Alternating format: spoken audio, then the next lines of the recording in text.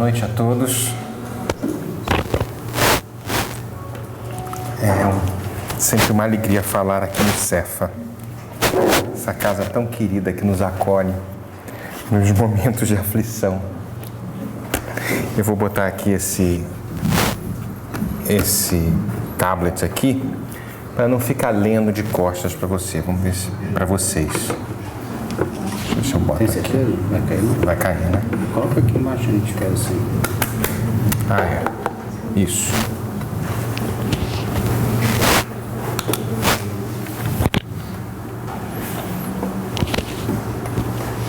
Só um minuto.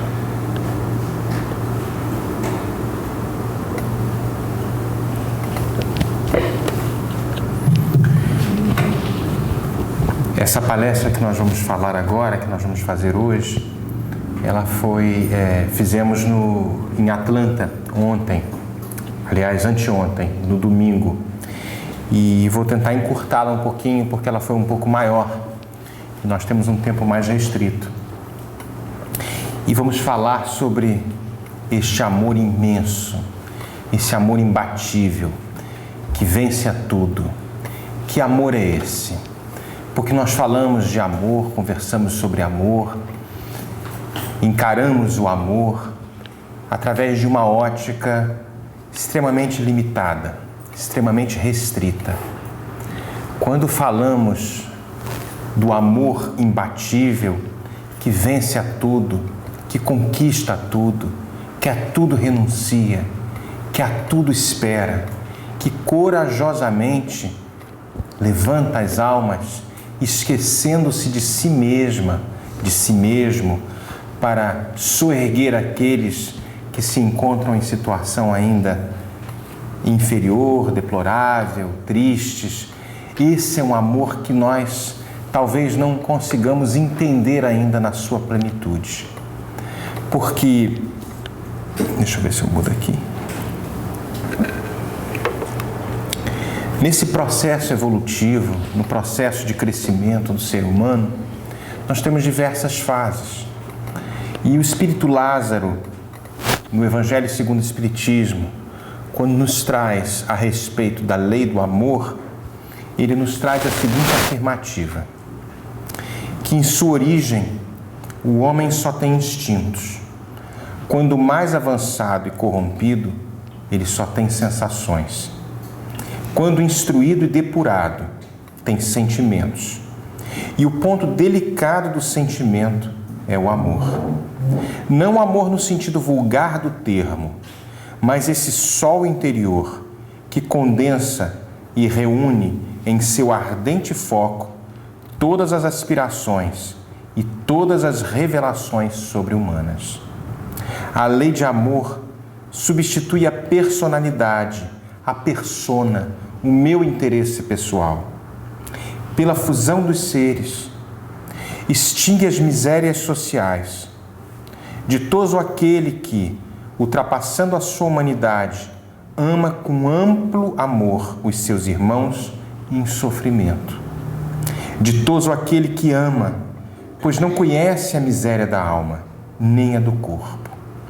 Quando Jesus pronunciou a divina palavra amor, com A maiúsculo, embora não esteja aí, os povos sobressaltaram-se e os mártires, ébrios de esperança, desceram ao circo. Na história destes primeiros cristãos, que ele menciona, os mártires desceram ao circo romano, dando um testemunho de amor, de confiança irrestrita nos desígnios do Pai, e particularmente nos romances de Emmanuel, que são belíssimos, começando com Paulo Estevão, depois há 2000 anos, depois há 50 anos, o Ave Cristo e depois o Renúncia. Essa sequência de romances nos traz exemplos de espíritos que seremos nós um dia e que talvez já estejam até aqui, sem dúvida, aqui conosco, né? Com um amor imenso, capazes de testemunhos de coragem, não porque sejam loucos ou que não tenham nenhum tipo de amor à vida, mas que tenham a certeza absoluta de que a vida continua, de que todos os reveses, de que todas as situações conflitantes, dificultosas, de angústia, são simplesmente segundos no relógio da eternidade. E aí, mais no final da nossa palestra, nós vamos trazer um exemplo.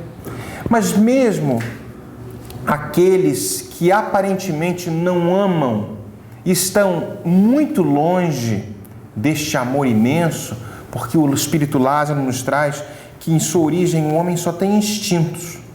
E esse processo vai aos poucos se aprimorando, até que nós alcancemos um patamar de amor que todos nós estamos destinados a alcançar. Dando sequência neste capítulo do Evangelho segundo o Espiritismo, da lei de amor, nós vamos ver a comunicação de um outro espírito, Fênelon, que nos traz o seguinte: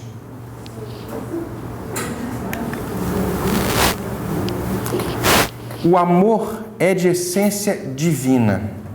Desde o mais elevado até o mais humilde, todos vós possuís, no fundo do coração, a centelha desse fogo sagrado. É um fato que tendes podido constatar, muitas vezes. O homem mais abjeto, o mais vil, o mais criminoso, tem por um ser ou um objeto qualquer uma afeição viva e ardente, à prova de todas as vicissitudes, atingindo frequentemente alturas sublimes. Então a gente vai vendo que mesmo aquelas pessoas que aparentemente não amam o seu semelhante, tem alguma coisa que eles amam muito. Às vezes uma casa, um vaso, uma planta, e ele vai em frente. Disse por um ser ou um objeto qualquer, porque existem entre vós indivíduos que dispensam tesouros de amor, que lhes transbordam do coração aos animais, às plantas e até mesmo aos objetos materiais. Espécies de misantropos, a se lamentarem da humanidade em geral, resistem à tendência natural da alma, que busca em seu redor afeição e simpatia. Rebaixam a lei do amor à condição do instinto, mas façam o que quiserem, não conseguirão sufocar o germe vivaz que Deus depositou em seus corações no ato da criação. Então a gente vai percebendo que mesmo nesses estágios iniciais, quando o nosso amor ainda é pelas coisas, pelos objetos inanimados, existe ali um germe que aguarda, que tem o seu tempo de amadurecimento, porque ele, descobrindo-se isolado e sozinho, vai necessitar de alguma forma do intercâmbio, da ajuda de alguém. Mesmo aquele que pensa que vive sozinho e que não precisa de ninguém, precisa de alguém. Porque aquele que fez, que toma o café da manhã, que bota o café, o pão, a manteiga, o leite, que tem uma casa alugada ou própria, teve alguém que precisou construir essa casa, fazer este pão, plantar o café. Então existe uma troca, uma relação. E mesmo que estas relações ainda sejam guiadas e direcionadas por interesses materiais, são estágios necessários, muito importantes, para que neste processo a criatura vá adquirindo o senso de gregário, de gregarismo, de que somos criaturas que destinadas a viver de forma gregária, um interdependendo do outro, até que esta interdependência torne-se, no ápice, um processo de amor incondicional. Se a gente vai fazer uma visita ao livro Amor, Imbatível Amor, nós vamos ver a seguinte fala de Joana de Ângeles. O amor é substância criadora e mantenedora do universo, constituído por essência divina. Ou seja, o amor é a essência do universo inteiro. O amor com A maiúsculo. é um tesouro que quanto mais se divide, mais se multiplica. O que significa dizer? Feliz daquele que ama, que doa-se de uma forma sem ser um amor possessivo. Esse amor, então, ele se multiplica. Ele não fica resguardado num recipiente. Quanto mais nós nos doamos, mais a providência divina se aproxima de nós com as suas ajudas. Eu traria aqui talvez um exemplo da misericórdia. Quando numa parte do Sermão da Montanha nós temos bem-aventurados os misericordiosos, porque receberão misericórdia, significa dizer que esta misericórdia que nós vamos doar, a misericórdia que nós vamos ter por alguém, será à medida, ou às vezes receberemos muito mais misericórdia de outros lados.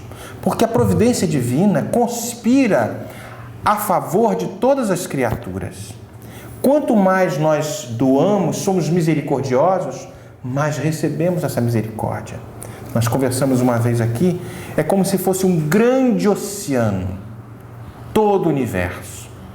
E cada um vai, com o tamanho do seu recipiente, adquirir o tanto de misericórdia proporcional à misericórdia que ele concede. Então, há pessoas que têm um copinho só de misericórdia. É só isso que eu vou dar. Só conseguem pegar um copinho também.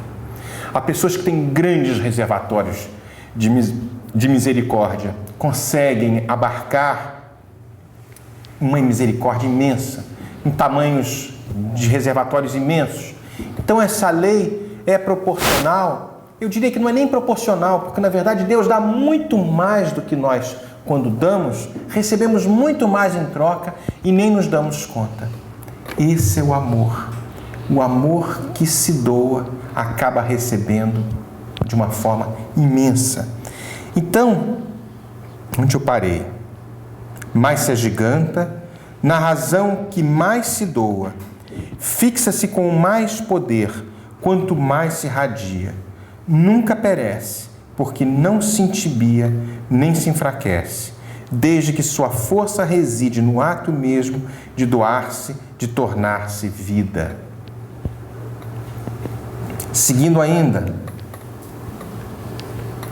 assim como o ar é indispensável para a existência orgânica, o amor é oxigênio para a alma, sem o qual ela se enfraquece e perde o sentido da vida.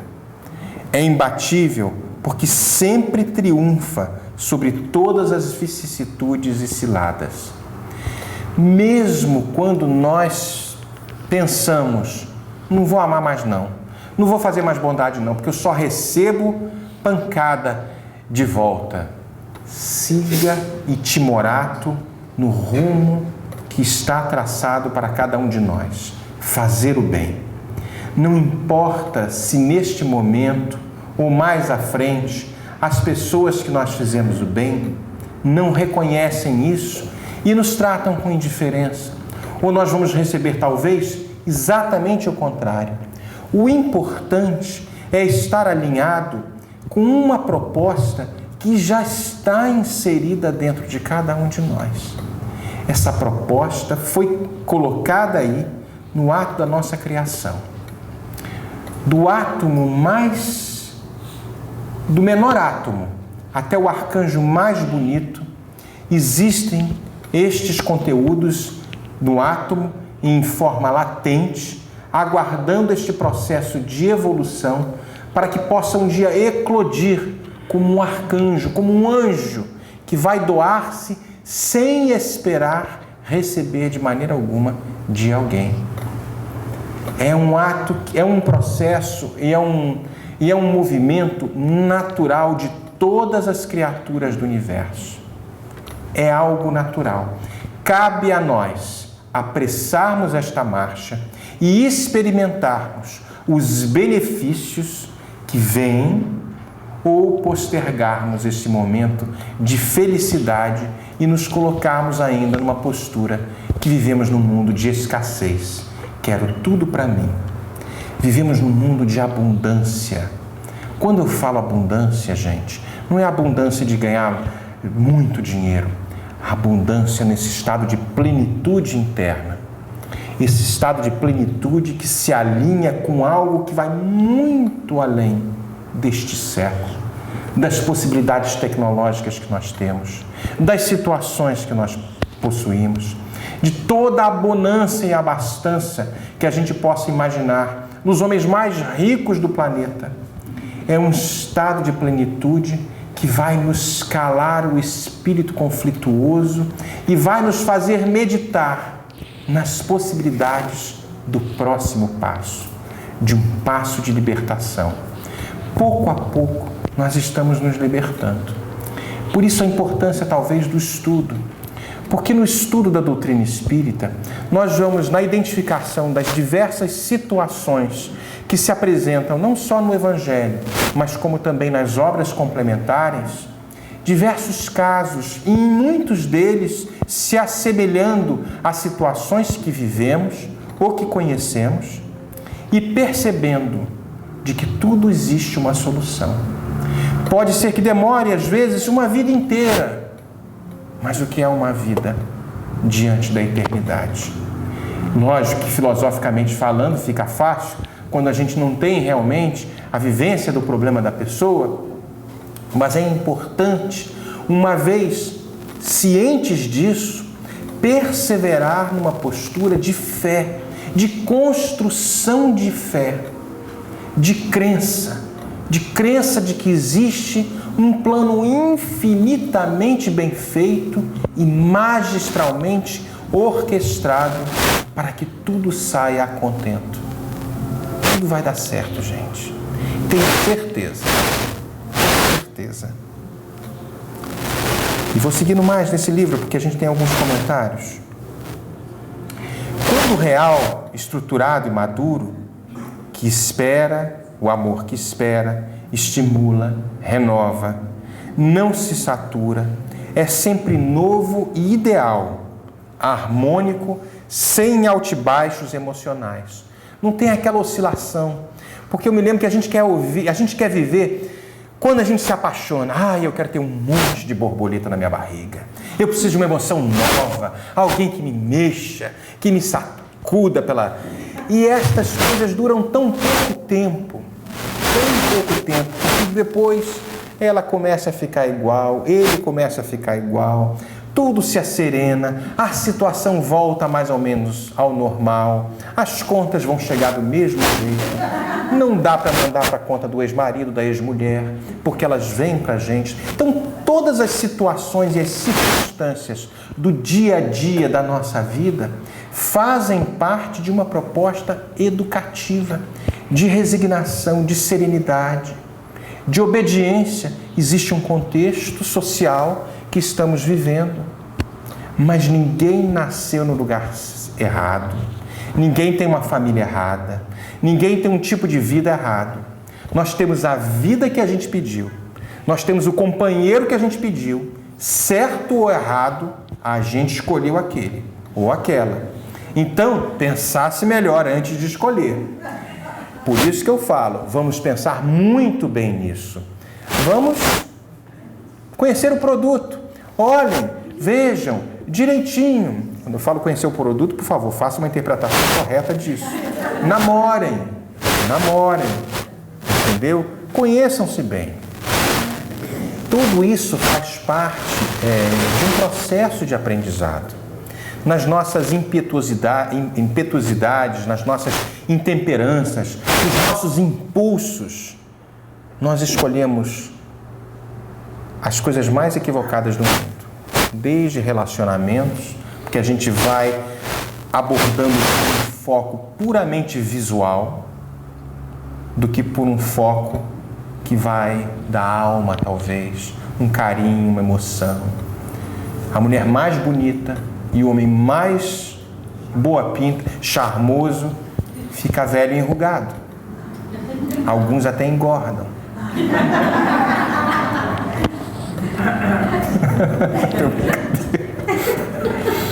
Então, gente, isso é muito importante para que a gente possa, com esta serenidade, entendeu?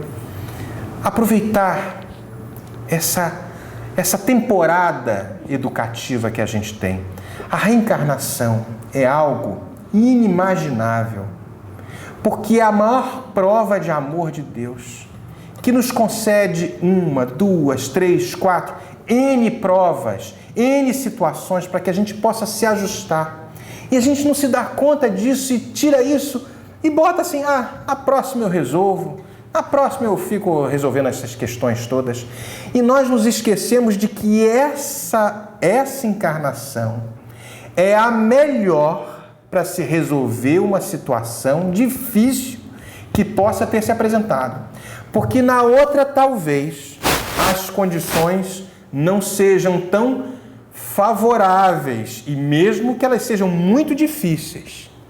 Olha que ele vai ser mais difícil, e ela pode ser mais difícil, a situação pode ser muito mais complicada.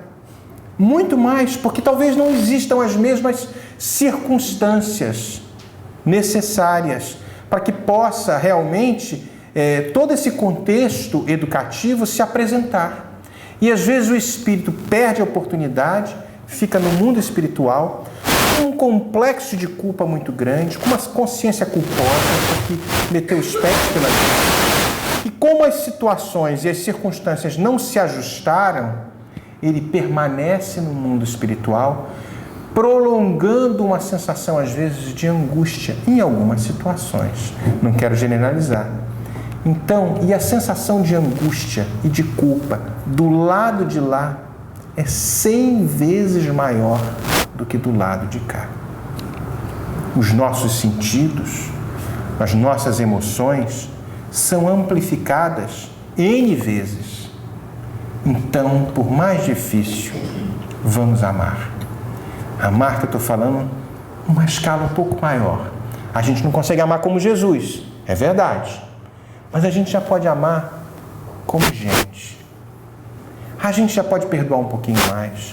Às vezes o marido ele é difícil, às vezes a mulher é difícil. A gente já pode perdoar um pouquinho.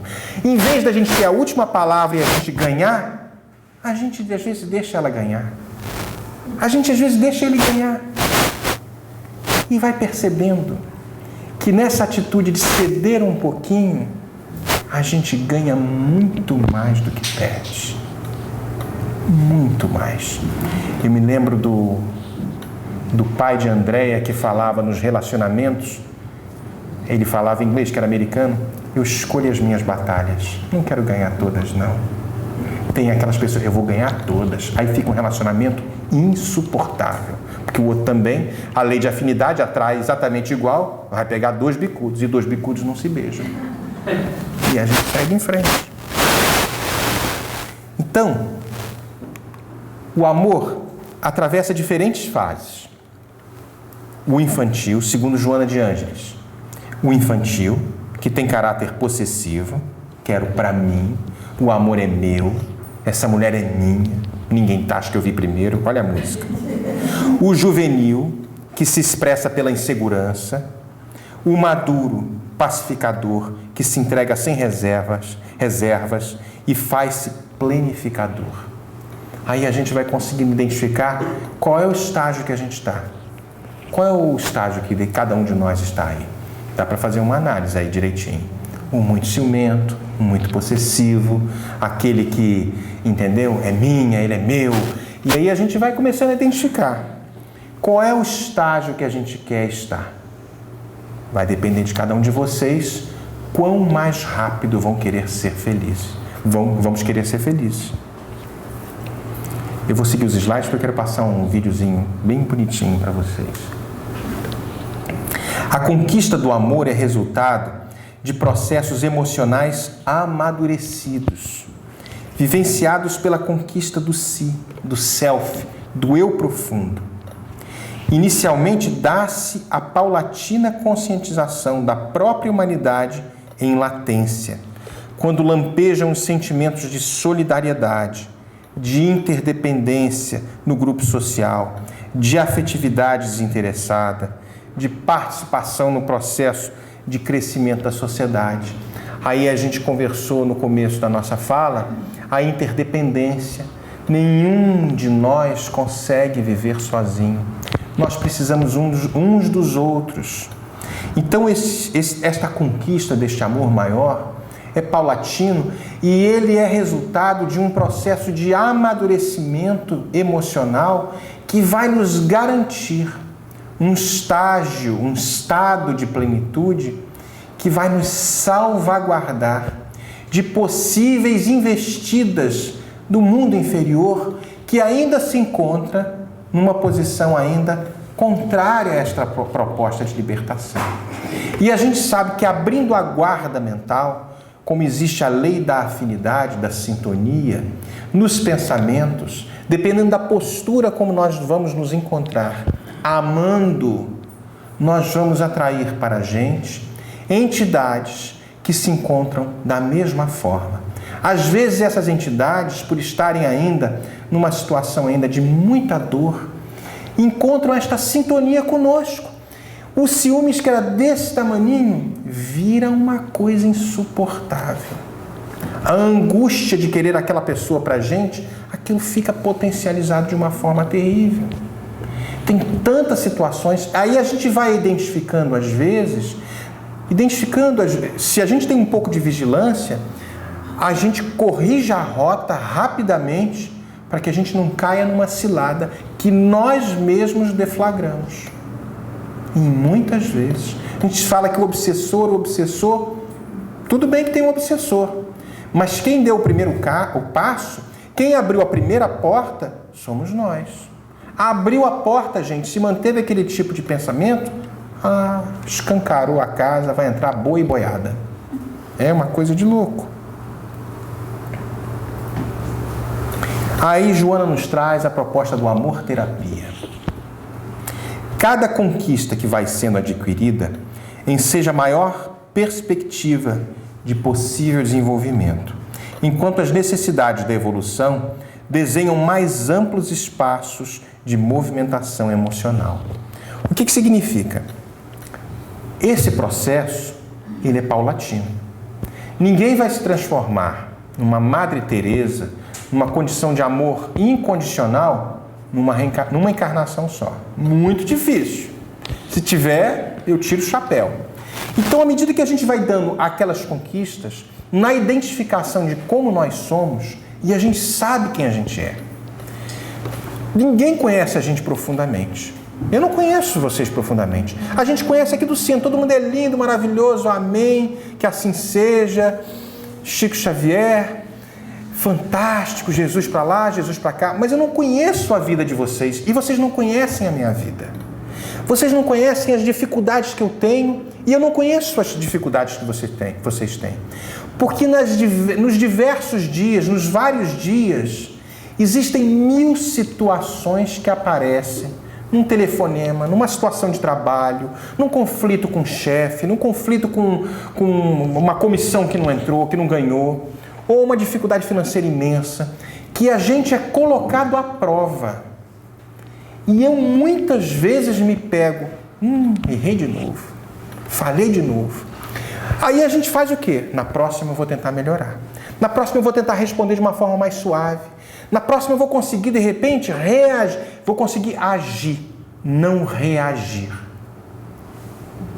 Agir significa antecipar-se. Antecipar-se comigo. Eu já me conheço. Eu sei que vou enfrentar uma situação complexa. Eu já vou entrar em oração ou numa meditação. Eu já vou me preparar. Nesta preparação, eu já estou o quê? Venha o que vier. E mantenha a serenidade. Eu não quero perder a minha paz. Que o mundo lá fora esteja com um furacão. E eu aqui estou sereno. E é esta postura que deve ser conquistada passo a passo, como ela coloca aqui. A proposta de amor-terapia, de amor conosco, primeiramente. Eu preciso me amar para poder saber fazer isso. Senão eu vou me desarvorar. E Joana vai um pouquinho mais à frente, porque ela diz, a síntese proposta por Jesus em torno do amor é das mais belas psicoterapias que nós conhecemos, que se conhecem. Amar a Deus acima de todas as coisas é o próximo como a si mesmo, em uma trilogia harmônica. Mas Ante a impossibilidade do homem amar a Deus em plenitude, já que nós temos dificuldade de conhecer o absoluto, porque ainda somos relativos, realiza o mistério invertendo a ordem do ensinamento. Amando-se, aí é o que nós falávamos nos slides anterior, procurar nos amar primeiro. Aí eu vou me identificando nas situações que vão aparecendo, já me armo, armar-se de uma forma diferente. Me salvaguardo da prece, da meditação e tudo, e vou para a vida. Realiza o mistério invertendo a ordem do ensinamento, amando-se de início, a fim de desenvolver as aptidões que dormem em latência, esforçando-se por adquirir valores iluminativos a cada momento, crescendo na direção do amor ao próximo, decorrência natural do alto amor, já que o outro é a extensão dele mesmo, para finalmente amar a Deus. Olha que coisa interessante. O outro é a extensão dele mesmo.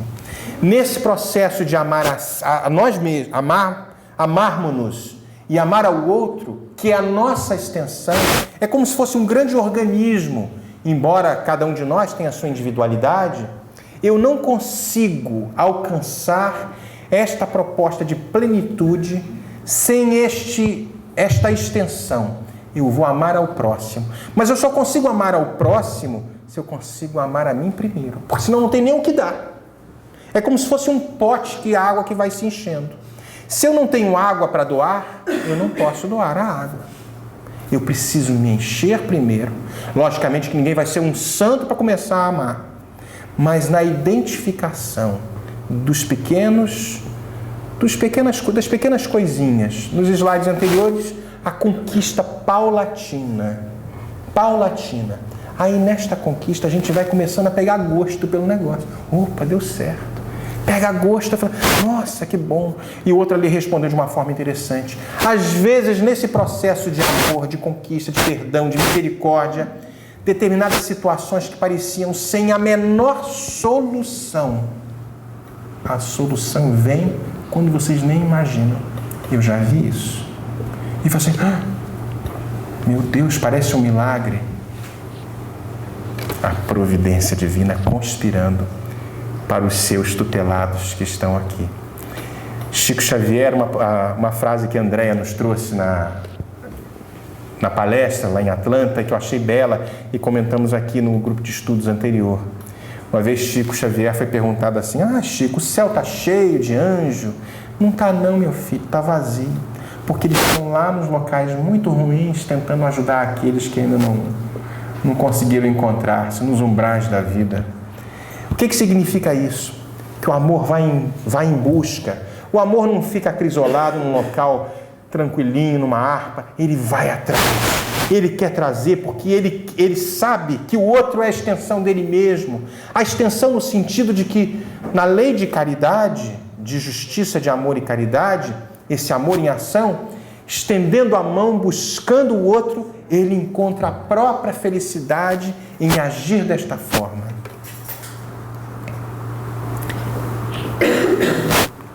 Existe um livro que é belíssimo, nós falamos dos romances de Emmanuel, e esse livro tem histórias maravilhosas, especialmente de um espírito chamado Alcione.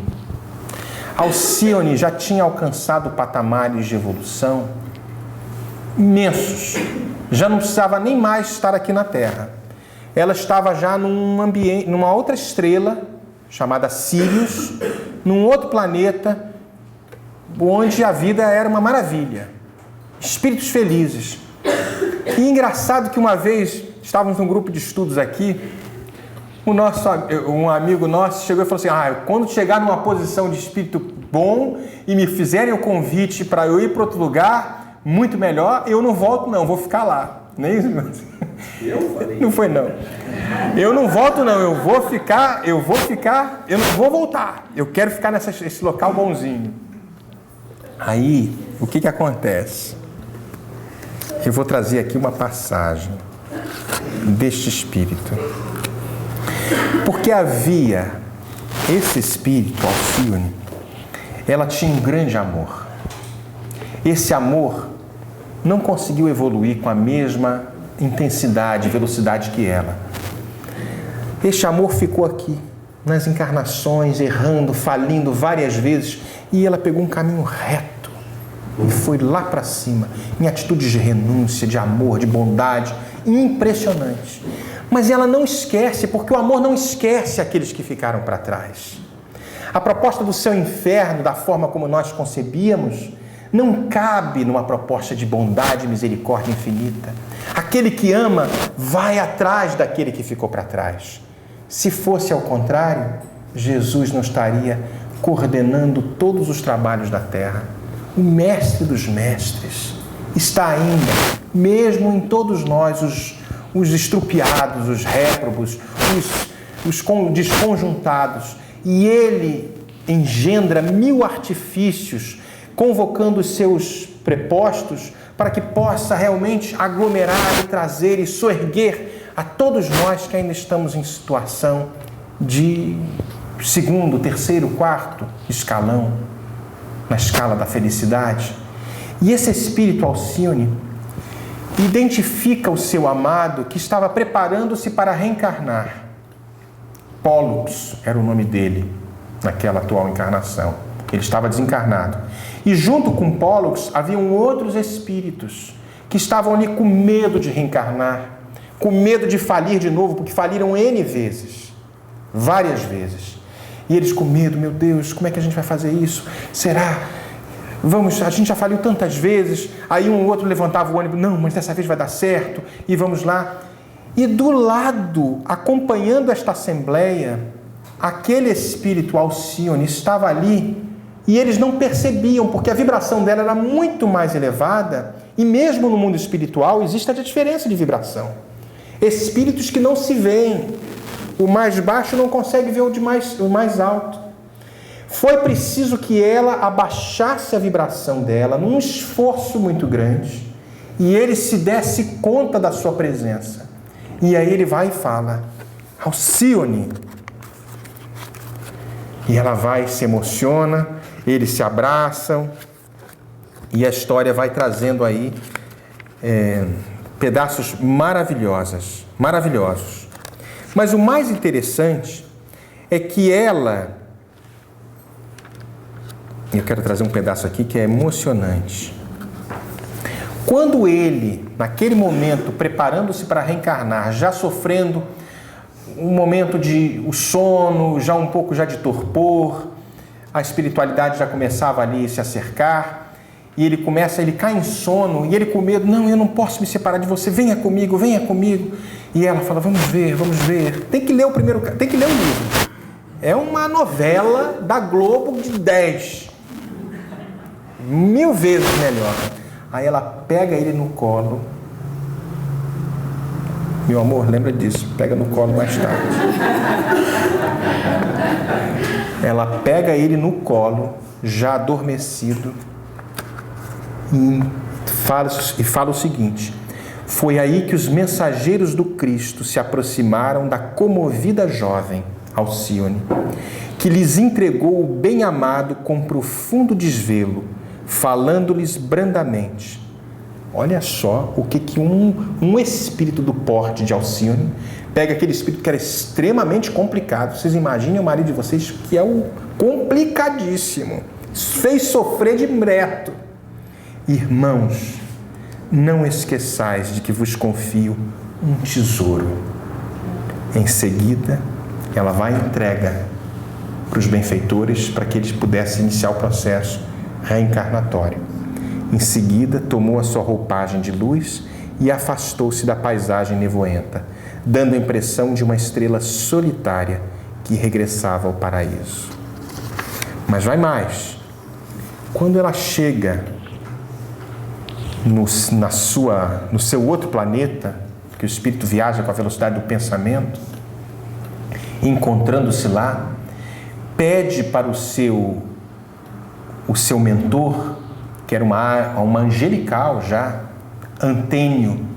Antênio queria muito reencarnar para acompanhar Pólux. Aí o Antênio falou o seguinte: sabia das dificuldades, da necessidade, dos perigos de uma reencarnação, porque a gente esquece muita coisa, a gente se olvida de muita coisa. Alcina já não era um espírito crístico ainda, ela podia falir, embora fosse uma alma de altíssima envergadura, era uma alma belíssima, uma bondade imensa. Mas aí o seu mentor, o seu orientador, Antênio, fala: mas Alcione, obtemperou o orientador, dando força às palavras, porque um novo e arriscado compromisso na reencarnação. Compreendo as razões que interferem na tua súplica. Entretanto, pondero que podes trabalhar aqui mesmo, neste planeta, a favor daqueles a quem amas, encorajando-os e assistindo-os da esfera que te encontras. Aí ela vai e fala: confesso-te, porém, bondoso Antênio, que profundas saudades, olha como é que o amor não esquece, em qualquer parte do universo, me lancinam rudemente o coração. Será condenável o desejo firme de alcançar a felicidade através das renúncias do amor e nos propósitos de semear o bem? Perdoa-me se a presente rogativa causa estranheza à tua alma carinhosa, que tanto me tem amado no glorioso caminho para Deus. Revela, recordando que o próprio Jesus teve saudade de Lázaro, o espírito que nós mostramos no primeiro slide, e ainda agora, na majestade da sua glória divina, experimenta cuidados pelos discípulos caídos que padecem e choram. E aí a conversa vai indo e tudo, ele vai tentando demovê-la daquela vontade de reencarnar para acompanhar o espírito Pólux, mas ela vai trazendo argumentos não para ganhar uma batalha, que mostram um imenso amor que ela possuía por aquela alma caída, que caiu várias e várias vezes. E ela fala: é por amor. Eu quero realmente ajudá-lo. Isso foi do século XVII, 1600 e pouco. E aí a história vai em frente, ela o convence, ele dá as bênçãos para que ela se reencarne e o processo da reencarnação acontece. Mas antes, quando ela partia para a Terra, um grupo de espíritos também de alta envergadura se aproximam de Antênio, lá naquela outra estrela, naquele outro planeta, e fala: quem é o viajor que vai seguindo na direção das faixas negras, ou seja, a Terra? Aí o Antênio vai e fala: é Alcione, que se propôs a novo trabalho entre os espíritos encarnados na Terra. Que dizes? Indagou, tomado de espanto, aquele espírito que perguntava para o Antênio. Alcione beberá novamente o cálice amargo de tamanha renúncia? Aí o Antênio vai e fala: são os sacrifícios do amor, meu filho, respondeu o preposto do Cristo, evidenciando compreensão e serenidade. Só o amor, com A maiúsculo, poderia compeli-la a permanecer ausente do nosso amado lar. E segue ela. Nós não conhecemos o que é amor. Amor com esta renúncia, porque a obra é belíssima e no final ainda é mais bela ainda, que as coisas não dão tão certo, mas ela continua se mantendo e timorata, jamais se modificando, mantendo a sua essência, as virtudes que já adquirira em outros patamares reencarnatórios, com segurança, confiança irrestrita nos desígnios de Deus. E aí a gente vai vendo que o tempo corrige tudo. Nós vamos mostrar agora um vídeo. Vou apagar a luz para que a gente possa ter. Eu vou pular alguns slides, porque senão não vai dar tempo. Esse videozinho é muito, muito querido. Depois eu vou falar uma pequena história rápida.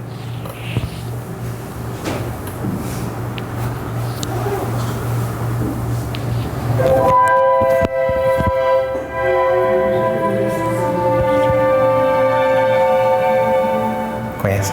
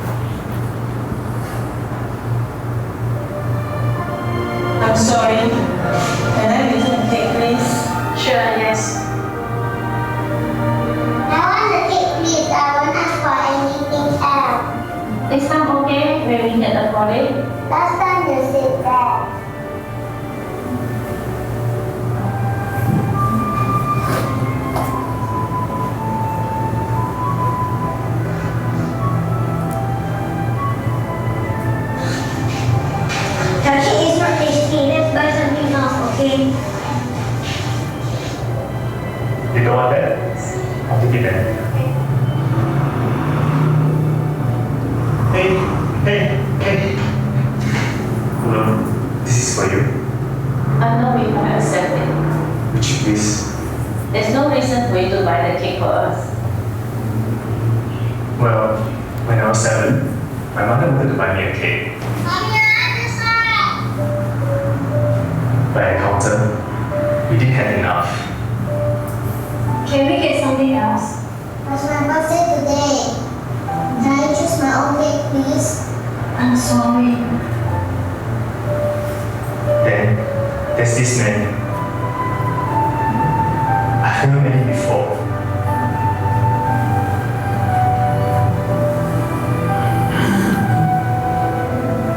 Here, that's a cake. Happy birthday. I didn't know his name. I never got a chance to say thank you. I haven't forgotten him. Thank you. No, thank you. Can I have your contact number? Let me repay you when we have the money. Promise me something, okay? Someday, when I will help somebody, you will do it?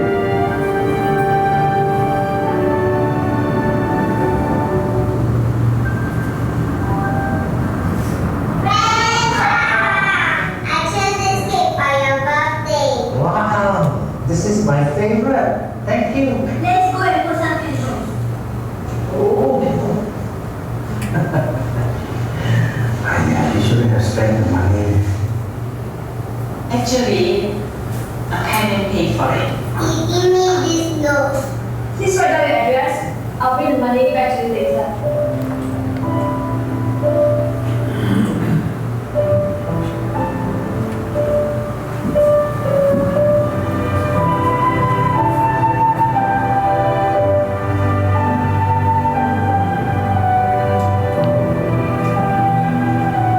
Simple act of caring creates an endless ripple. Happy birthday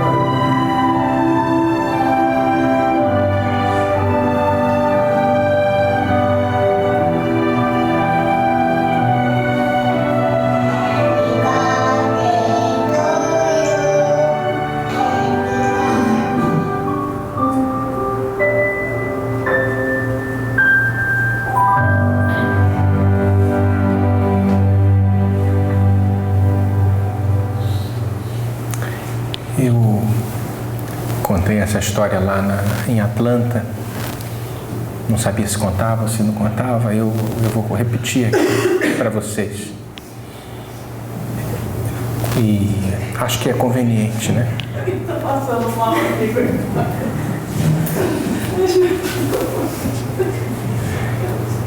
Nós, há 3 semanas atrás, 3 semanas atrás, estava na Colômbia e fomos fazer uma palestra, algumas palestras em algumas cidades na Colômbia. Foi a primeira vez que eu fui à Colômbia.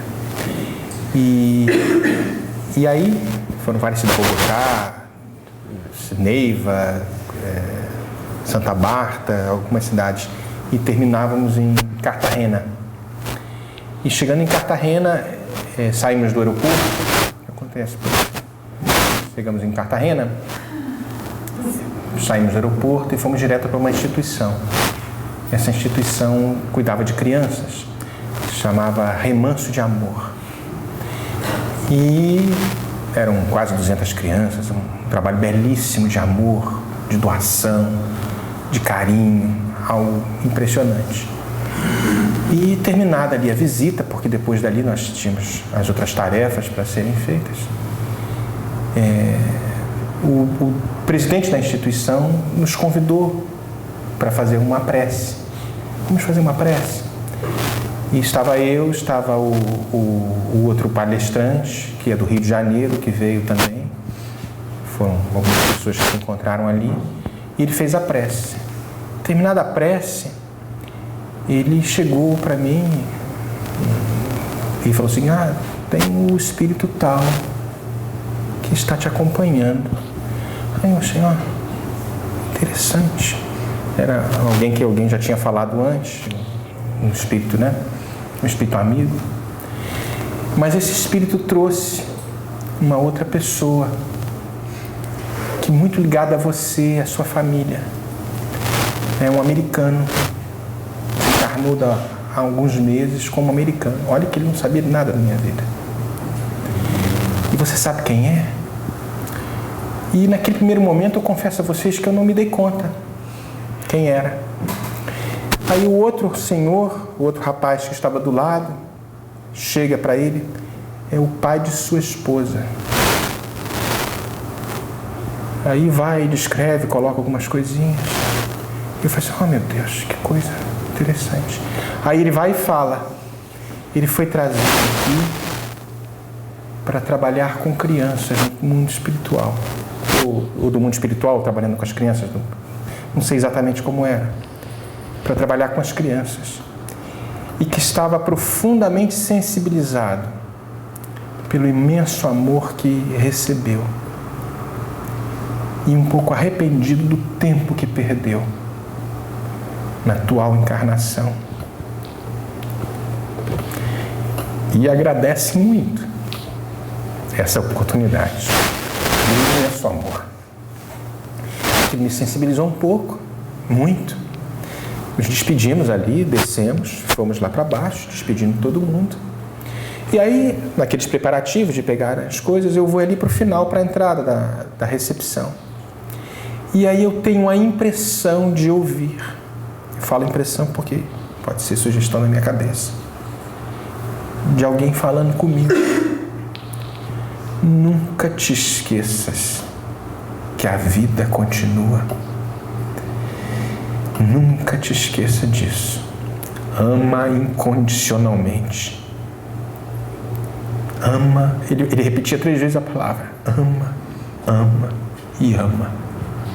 E algumas outras coisas que me falou que me sensibilizou muito e eu caí em choro ali. As pessoas pensaram que eu estava chorando por causa das crianças. Eu chorei por causa das crianças no começo. Mas ali me chorou, aí todo mundo, não, são os ninhos. Aí se abraçaram, tiramos foto com aquela cara inchada. Entramos no carro e fomos para as outras atividades. Aí eu falei assim, eu vou ligar para a Andréia para falar isso, contar essa história. A Andréia estava aqui em Miami.